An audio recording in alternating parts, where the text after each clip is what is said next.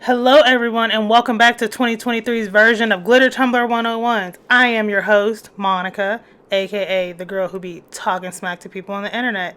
And today I'm showing you how I'm making glitter tumblers this year. So we're starting out with a 20-ounce hog. Tumbler hog is my go-to. They're super affordable and they ship really quickly, which is why I like to use them. Like, you can literally order on Monday and have them by Friday. So I will leave a link to them below. I also have switched over from using like the Dollar Tree footballs, because the Dollar Tree ain't what it used to be. Okay, I think we can all agree on that. And I just got these inserts from Amazon. I will also leave a link to those below. And so gonna go ahead and stuff that in there, and then I like to kind of finish off stuffing it with the handle from my turner, and I like to leave a little extra, so if any material does slip inside the rim, it doesn't like adhere and make the foam stick inside, and then you're over there with an X-Acto knife trying to cut all of it out. So just a little tip. Always clean your tumblers, girlies. We are clean girlies, and they said the COVID about to start flaring up. Y'all take the information and do with it what you will, because I know some of y'all be acting wild about, protecting yourself. But, girl, do your thing. Okay, so we're going to give it a nice, good clean with some isopropyl alcohol. And you can see, look at that. That's not my finger dirt. Baby, that's dirt from the cup. Y'all got to remember, these cups be in warehouse and stuff. We want to get that dirt off of there, okay? Just because you didn't wash your ass today don't mean you don't need to wash this cup. So you can either wash the cup with a little Dawn and a little water in the sink, or just use some alcohol. And so I am using some acrylic paint. And so there are very many ways you can prep your tumbler base. Winter is almost among us. And so I am going to be using acrylic paint and Mod Podge. If you don't like the way I say Mod Podge, please exit the video. I will try to correct myself and say Mod Podge, but girl, y'all, relax. There's more important things in the world, like the economy. And so what you'll see a lot of people doing is just prepping with just the acrylic paint. For me, acrylic paint dries too fast. And so I like to add the Mod Podge to the acrylic paint in order to give it a little more drying time, and also just for that little extra adhesion. I used to actually add the paint to the Mod Podge, and don't do that because it'll be really shrieky. It's like when you do more Mod Podge than paint. We actually want to do more paint than Mod Podge. So we're going to be using Firefly. You can look at all your glitter, rhinestone, and we now have UV DTF and heat transfer DTFs over on PeriodSixDesigns.com. So please check it out, our website. We are a small woman-owned business by, frankly, a bad bitch. So y'all go ahead and hop on over there and see if we got anything you're interested in. I would greatly appreciate it if you even just took a look and check out our site, or even recommend us to a friend who you know is into glitter. So let's get this thing popping. I am using a Wet n Wild brush. These are from the Dollar Tree. I think these were the last 3 in the store, because I have been to the Dollar Tree since, and like I said, we can all agree it ain't the same. And they do not have these no more. And so I will eventually be on the hunt when these 3 finally give out on me, but I am through and through, true and true with my brushes. If anybody has a good brush they like to use, leave it below so we can all see what kind of brush people are using, and we can share that knowledge down in the comments.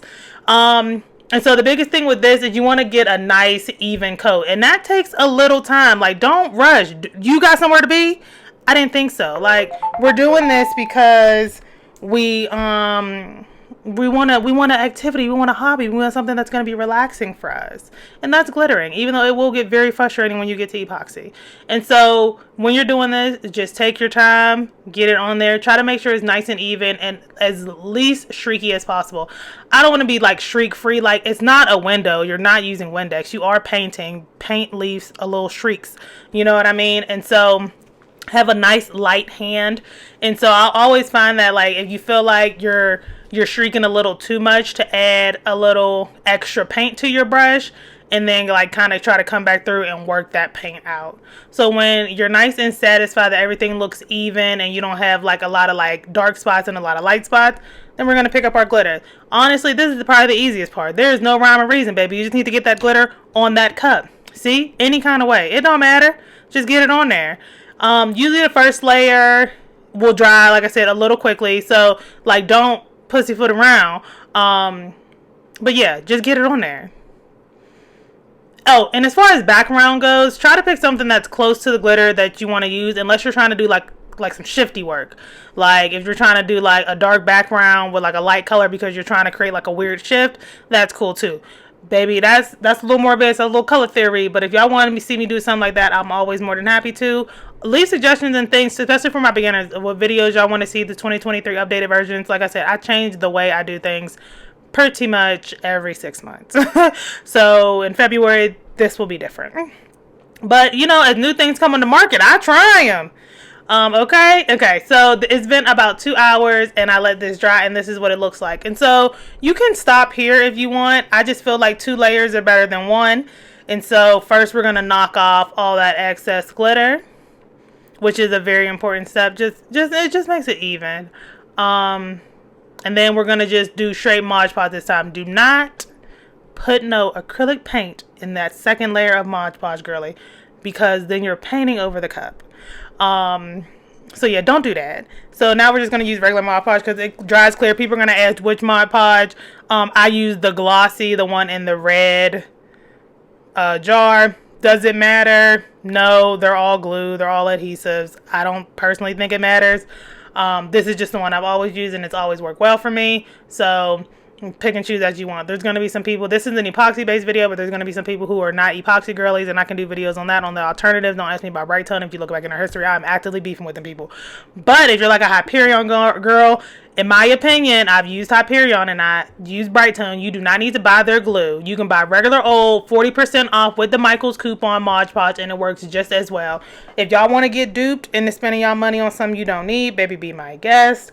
I get the fascination of it all, but I'm also show you how to do it, you know, on a budget, okay? And that's why you should check out PeriodSixDesigns. We have affordable glitters, okay? And Halloween glitters are also out too, if you're into that. And please don't be weird in the comments talking about you don't celebrate Halloween. It's the devil's holiday, because that's, girl, it's for kids. And New Orleans people, because we like to dress up. So yeah. So now we're just going to get it on there. And by the time I do the second layer, I like to slam it on the bottom. Don't do that if you're not like advanced. Just keep dumping it on there, because you could chip the paint and then get yourself in a tizzy. So that is what it looks like wet, and we're going to let that dry for a couple hours as well. So after you let it dry, now we're going to seal our glitter. Usually when you do one color, you don't necessarily need to seal it, but it just makes for a cleaner and smoother epoxy application. And so again, dusting off all that excess glitter, and then what I'm sealing with lately is polyacrylic. And so yes, the same polyacrylic you can use to make Christmas bulbs. And so yeah, that's what I am sealing with.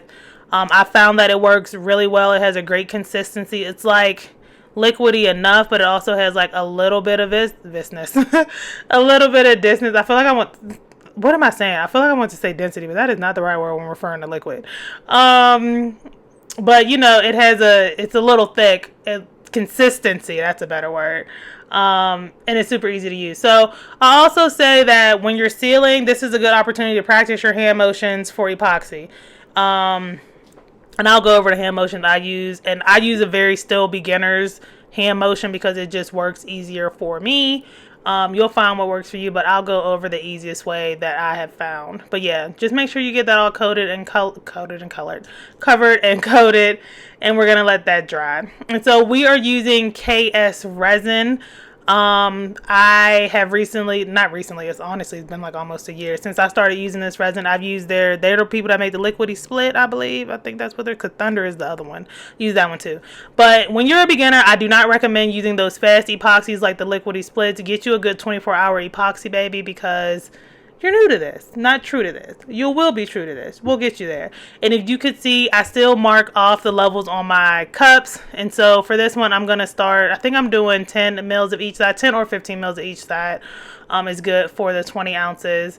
And I just like to mark the cup to make sure, like, I can't see, y'all. I wear glasses. My vision not that good. And so I need to be able to see where I gotta stop that line at. And so epoxy, you have a side A and a side B. You have a resin and a hardener. One is the resin side A, B is the hardener.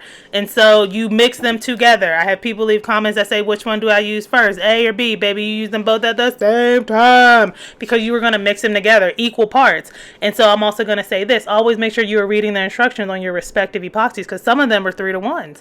But for the most part, the ones for tumblers that work best for tumblers are gonna be 1-to-1s. And that is by volume. If you want to do it by weight, like say you want to use a scale, you're going to want to figure out the conversion rate. But 1-to-1 by volume is going to get you there. And so this is my epoxy method. This, I'm showing you this in real time so everybody can see how I do it. What I like to do is I like to place my finger on the side of the cup, running parallel to the cup. I'm not pressing my finger up in there like, that's not my man. I don't need to press up on him like that. You know what I'm saying? But you know, press it so you got a little tension between yourself and the cup. And then I like to pour a little bit of the epoxy right next to my finger and let the spinner do all the work. My finger is literally just there to make sure that the epoxy does not fall off the cup at this point, because we want to make sure we get a good layer down. And sorry I'm blocking the camera, I should have shifted my angle, but I've recently moved, and so I'm still trying to figure out my desk and my filming setup. And y'all see I'm pressed up against the window, so a lot going on. But anyways, and so make sure, like, just set your finger there, because you'll see people that like dump the epoxy on the cup and then try to work it. To me, that is messy, and I do not like epoxy on more than 1 or 2 fingers on my glove. And like, that might be like a weird texture thing with me, but like, I can't have epoxy all on my palms and on my pinkies. I cannot do it. I don't know if you're like me. This might be turned into a rant real quick, but don't do that, girl. Don't do that. That is messy, and it just makes it harder to get your glove off. And then you wasting products, because now it's all on your palm. So use 1 or 2 fingers and be gentle. And so I'm very sensitive about my edges. And so top edge, bottom edge. So make sure, you see now I'm just paying extra attention to make sure those edges are coated. Because what epoxy has a tendency to do is sometimes it's going to want to pull back from that edge a little bit. Because it's like, oh, am I on the edge? And it's like, yes, honey, you are on the edge. And it's going to want to try to pull back a little slightly. And so because of that, your edges won't be the most coated. So make sure you're giving them some love and you're pushing that epoxy all the way up and past the edge. And that is nice and clean. When it comes to the bottom, you see I'm giving it some love. I'm making sure I'm getting that rim, the rounded rim and all that. Take your time, give it love. That's why I recommend a 24-hour epoxy, because the 24-hour cure epoxies usually have about a 30 to 40 minute working life. Now I'm just freestyling because I always do this because I mix up too much epoxy, and then I'd be wanting to put it all on the cup, and then I end up just all wiping it off with my finger again. But yeah, so make sure that you are giving your edges love, and that when you're feeling, everything feels relatively even. Of course, if you're using a spinner, your spinner is, you know, and these epoxies are self-leveling. So don't worry, like if this is where you can't have a little bit of a streak, because your finger's going to leave a streak. That's just how it happens.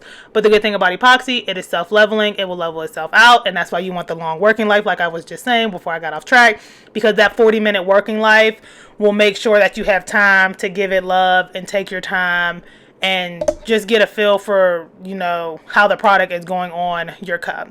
And so I use the Drill Master, shout out to Harbor Freight, heat gun. Some people say use a lighter because it pops the bubbles better. I've always had good success. Usually when you use a high quality epoxy, you don't have that many bubbles. Again, you'll have more than anything, you'll have micro bubbles. Just hit it a couple rotations, because epoxy does burn if you put heat on it. So don't get out there getting overzealous. Like, a bubble here, a bubble there, a bubble here, a bubble there. Girl, you won't have to let that go. We can sand that out later. And so this is what it looks like the next day. Usually for the first layer, I wait anywhere between 12 and 24 hours before I come in and do any type of sanding. Again, please read the instructions on your respective epoxy. The instructions I'm giving are specifically for KS resin, because that is the one I'm using. And so this is some cheap, terrible 400 grade sandpaper from the Dollar Tree. Do not recommend Dollar Tree sandpapers, but I have all this. They like 120 come in a pack, and it's just like I can't throw these away, even though I spent $1. But like, the stuff is terrible. You can literally sand 1 cup and it goes in the trash. You see like the little black things is already chipping off on there. And so essentially when you sand, what I do first is I always sand for the high point. So anywhere that like a little heat spiked up and that like epoxy kind of pushed out, or was trying to push the heat out, and usually that's where you get a bubble from. You get a heat spike, or potentially even a fish eye or anything like that. Sanding that stuff out, and then as well as sanding, giving my rims a good top rim, bottom rim a good sand. And usually, honestly, overall, I'll just end up sanding the majority of the cup. I always make sure I do the hot spots first, and then I'll do the whole cup. And then when you're done, you're going to want to wipe that off with alcohol, because we don't want to have all that dust entrapped in our nice new layer of epoxy. Again, I've told y'all before, I've forgotten to wipe the cup down before, and the cup turned out just fine. So people are going to ask about the vinyl. I cut my vinyl on my Cricut. I do not know what kind this is. I'm sure somebody will tell me in the comments, because people on the internet love making sure they can tell you what they know as well. And so, and then people, y'all ever notice them people, they don't never like lead no positive stuff. Like, girl, I see you doing what you do. The kind of machine you got is that kind of machine. And you be like, yeah, girl, thank you. I appreciate it. Because like now it feels a little more friendly instead of being like, that's a Cricut design something. You be like, okay, girl, relax. Like, damn, okay, you knew what it was when you saw it. Like, I own it. I ain't tripping. And so, yeah, that is what I cut my vinyl on. So I'm using Oracle 651 white vinyl. And this is Tech Wrap. I don't remember what shade this is, but this is their one of their opals, which I really enjoy. I feel like, am I actively beefing with Tech Wrap too? Do they owe me money? They might owe me money. There's a couple brands that owe me money. Don't worry, you won't see any footprints of them on my social media because they owe me money. Which, if you are a brand and you're watching this video thinking about reaching out to me, don't agree to a price with me and then not pay your girl, because you'll never be good in my book, and everybody I know tell them not to support you. Anyways, so we are also using some transfer paper from Amazon. And so I've been working off this roll for like a year. It was a really good price roll. It was like $12 and you get like a bunch. And so don't be like me. Use the grid for its purpose, which is to line up and make sure your design is even. Me, I just be sticking it on there and seeing how it goes. And so something else that I've been doing lately, I normally layer off of the cup. But I feel like, and I've seen somebody say this, and I feel like it is true, that you get less bubbles in your design that you have to pop when you layer directly onto the surface in which you're applying it to. And so for me, that is true, and I feel like, yeah, that works better. And it doesn't take no more time. You're still doing the same amount of layers, so it don't really matter. Just do it like that. And also, the tool you see me using is like, it's one of those super sharp weeding tools. I'll leave a link to that below too. You can get that on Amazon. And that also helps pop the little micro bubbles, but without like visibly damaging your vinyl. So I really like that tool. I have like 6 of them because I think they're awesome. And I think they're super useful for the girlies that use vinyl. So go ahead and get that on there. Rip it off, and you can see we got in my auntie era because I am Carter's auntie. And what I'm doing, just pressing it down, giving it some love, and that is what we're working with. And we're just epoxying all over again. Nothing special, girl. You're gonna do it the same way. Tension, press up on that cup, pour it, shake it, move it. Y'all remember Bop It? Am I showing my age? I feel like my audience is around my age though. But like, yeah. I don't think I got... Plus, my videos is marked. That's why I can use the language that I use if you've made it this far. My videos are marked as not for kids. So these are not for kids. These are for the adults.